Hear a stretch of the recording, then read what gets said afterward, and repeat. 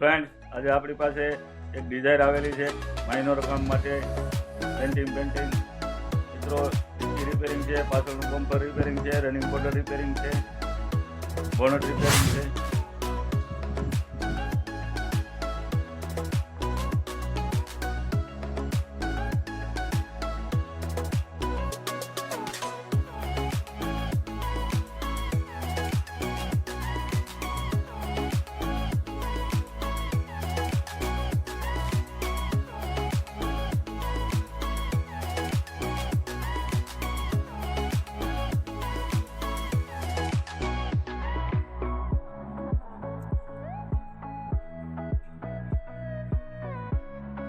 તો ફ્રેન્ડ, આપણી પાસે જે ડિઝાયર આવેલી હતી કામમાં કાર ફાઇનલ થઈ ગઈ છે.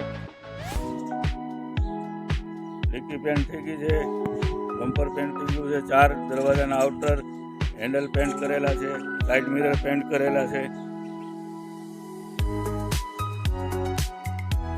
બોનટ પેન્ટ કરી નાખેલું છે.